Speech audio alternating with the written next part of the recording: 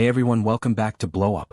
And today we're diving into 5 unbelievable tales straight from Reddit's r/EntitedPeople.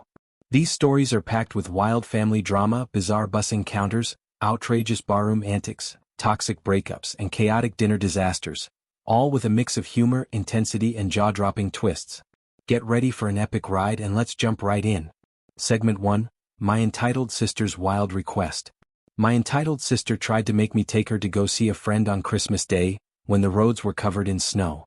So she drove herself while drunk because I refused and crashed. My sister and I used to be neighbors, so to speak. I live in a sub-building rented from my parents, and she lived in a fifth-wheel trailer with her kids next to it. On Christmas Day about 3 years ago, she and her visiting ex-husband along with their kids were outside having fun in the snow. I went outside to hang out with them, and at a random point my sister suddenly asked me to later take her to meet a friend of hers because they were alone with no family on Christmas. I didn't want to do this because not only did I not know this person, but I know my sister well. If I were to have been her ride, I'd have been stuck waiting there for hours. When she wanted me to do this sort of thing for her back then, it was because she wanted to drink and couldn't have alcohol if she drove herself. It was also snowing and the roads were covered. I didn't want to risk it. My truck is a '98 RWD Ford F-150, and I had no chains for the tires. It's a heavy steel beast that could slip off the road very easily. I tend to call it a brick with wheels. I relayed all of that information to my sister. But she still got angry at me for not agreeing. And she couldn't mentally understand that her FWD car would be better on the snow-covered country roads than my truck. But I couldn't drive her with her car anyway because it was a manual and I drive automatic. She kept acting like my vehicle would do better because it's a truck. I explained that if it were a 4x4 then yes. But it's RWD, which means it's both heavy and got no front power to help keep traction on the road. So it'd slip and slide and likely wouldn't even be able to make it back up the hill. Her car was smaller, lighter, she had chains and traction control. I also have very little experience driving on icy and snowy roads. She basically scoffed and walked away and I hoped she'd let it go. She didn't. After having fun in the snow, we went over to our parents' house and celebrated Christmas Day. My sister didn't speak of wanting me to drive her to see that guy I don't know while in front of our parents, because she knew they'd tell her to leave me alone. But I got an occasional dirty look from her if we made eye contact. And when our parents weren't in earshot, she'd make a jab at me about how she'd do something like that for me if I needed it, and I should be doing it for her. But I didn't relent. My sister started drinking, probably in the hopes that she could try and guilt me by saying she was too inebriated to drive. But I didn't relent. As she drank more, her glares towards me kept getting nastier. That's what she used to do to get her way from me. She'd act increasingly bitter and treat me like the bad guy till I caved. Not that time. Anything related to vehicle danger, I have a pretty shiny spine about. So I just let her glare at me. By the time the party was almost over, she'd obviously realized her spike gambit didn't work. So she hopped her drunk self into her car and took off, even though she was drunk and shouldn't have been driving. She'd gotten a DUI a couple years prior, so she knew better. She just didn't care. Thankfully her ex took their kids to his house for a few days, so I wasn't worried about my nephews. I told my parents what my sister had tried to make me do, and they were pretty angry about it too and backed me up on my decision to say no. Not only because the roads were treacherous, but because it really wasn't fair to me to keep driving her places just so she could get drunk. If she really had so much pity for this guy to visit him for a couple of hours on Christmas, she could have done it sober. As I said before, I didn't know this guy she wanted to visit. And my sister just wanted an excuse to go drink with a friend. And if I'd taken her, I'd have just been waiting around for her for hours. My sister has no sense of being on someone else's time. Especially when she drank. Time to go meant almost nothing to her. She could almost never stick to a deadline if alcohol was involved. I'm so glad I don't have to deal with her anymore. Later on, I was taking a nap when I was woken up to what sounded like my sister's car alarm. I looked out the window and saw a large truck I didn't recognize leaving her driveway. I went over and knocked on her door to ask what was going on. She was particularly moody, and I doubt she was able to drink for the hours she was away with what I learned later. I asked her whose truck I saw, and she angrily told me it was her lonely friend I didn't take her to see. And he drove home behind her to make sure she didn't crash. I asked if the roads were really that bad and she confirmed they were. I said it was a good thing I didn't try to drive my truck on them then. And she very passive-aggressively said, "Yeah," before spitefully bidding me goodbye for the evening and slamming the door. I learned the next day that my sister had gone off the road and crashed. Messed up her passenger side fender pretty bad. And she had to call the guy she was going to see to come pull her out of the ditch. And then he had to help her get home once she'd calmed down. So she got a fair dose of karma that day. I felt most sorry for her car though. She absolutely destroyed that car in the few years she owned it. That fender was just one of many things to get broken because of her reckless driving. Thankfully my sister doesn't live here anymore. We evicted her toxic self in late 2023, and she's extremely bitter we won't help her anymore. Wow, talk about a holiday drive turning into a full-blown ice road rally.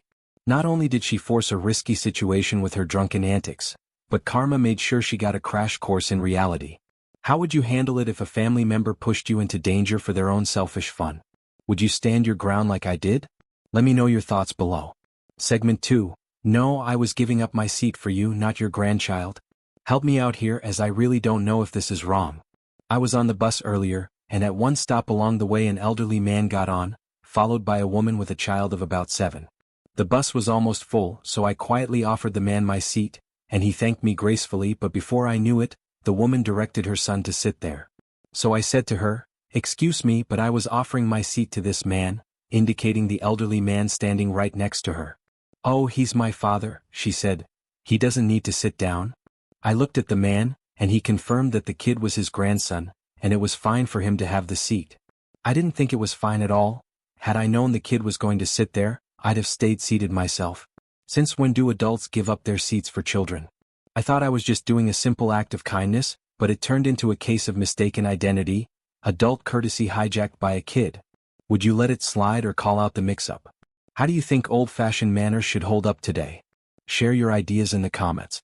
Segment 3, entitled Men Leaving Their Drinks on Our Table. We fought back. So, I got into a fight with 2 people tonight.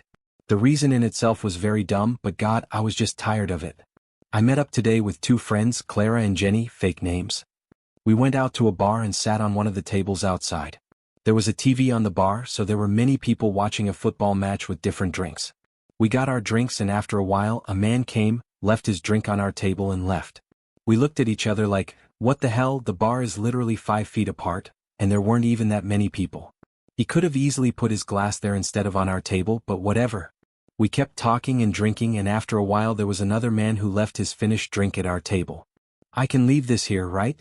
he asked, didn't even wait for our answer and left. Again, what the hell? We were annoyed, but whatever. Then came a polite guy and he asked us if he could leave his drink on our table for a bit because he was waiting for a friend. It was cold and his hands were freezing. We said, "Yeah, of course you can, man, no worries." He even offered to put it on the floor if it annoyed us, but we had no problem with it. Gave the drink to his friend, thanked us, then they left. And after a while, another drink was left on our table. The guy didn't even look at us, he just put it there and it was obvious it wasn't finished. So I had enough. It may seem petty, but you aren't sitting at this table, therefore you don't use it. If he had asked us if he could leave it there for a moment like the previous guy, we would have had no problem, but instead he didn't. Rude. So, I took the drink, got up, walked towards him and offered it to him. Me, "Excuse me, this is yours." Him, "What the, is it bothering you that much?" Me, "Yeah, it is. It hasn't been the first time and we aren't the bar. If you're finished with your drink, the bar is 5 feet apart from you." A friend of his took the man's drink and put both his and his friend's drink on our table to piss us off. So, I got up, grabbed the drinks and took them to the bar. I knew they weren't finished and I knew they'd be annoyed, but that's what happens when I run out of patience. I don't care anymore. They said I was being ridiculous while I walked away, and when I came back, Clara was yelling at one of them and tugging on one of the men's arm. I then saw she had my umbrella on her hand and I realized that while I was returning the drinks, they had tried to steal my umbrella and Clara was getting it back for me. Jenny had been in shock, but at that she started arguing as well. They got more and more rude, saying how we had no manners when I had been nothing but polite with them. It was only when they yelled at us that we started yelling back at them. We kept telling them it wasn't their table and that if it was only for a moment they could have asked us and we wouldn't have minded at all. At one point, to piss us off, one of them got dirty cans that had been on the floor and put them on our table. I threw them away while still arguing with them. One of their friends apologized to us and looked so embarrassed. They went away for a bit and one of them came back for more, until we pointed out how he was a grown 50-year-old man harassing and arguing with women in their 20s over a table and a drink. The friend that had been supporting knew at that moment that they were embarrassing themselves, because he came back and told him, "Come on man, you're an adult." Imagine being stuck with your table turned into a free drink drop zone. Talk about an impromptu beverage buffet. How would you reclaim your space? Would you calmly ask or go full-on table takeover? Let us know your strategy in the comments. Segment 4. One of my best friends just broke up with their entitled girlfriend. One of my best friends just broke up with their entitled girlfriend because I had an argument with her about a woman who stole a bag of cans out of my truck. A few days ago I posted in EntitedPeople and realized something. I may have started doxing myself by speaking of the bottled deposit in my state. I may as well come out and say it since I probably shouldn't be posting here anymore anyway. But I'm not in the part of the US I was previously telling people. I only said it was that part because I didn't want to risk people trying to figure out where I live and who I am. It's pretty much the only thing I fibbed about. But in retrospect, it's probably redundant now that I'm no longer posting about Dan, or my XSL or my parents.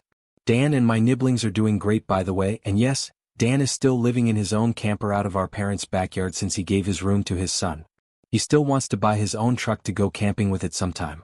But supporting his family comes first before a fun vehicle, and he's still in financial recovery after what his ex-wife put him through, pissing away his savings and racking up debt. And on top of that, Dan has saving for his kids' future colleges to worry about. So a truck is not on the priority list. My parents are doing good. My mother is more emotionally stable around me now. She went through a bad phase of getting stressed at the drop of a feather and apologizing to everyone constantly. Even seeing any sort of story remotely similar to the ones I posted would send her back to therapy. But she's finally making great progress. My father isn't exactly cheerful around me. We're amicable with each other. Even drank together a few times. But we lost out on truly bonding as father and son due to the past favoritism for Dan. But he's been working his ass off to better himself, and I appreciate his hard work. My parents can't change the past, so they're just working hard to move forward.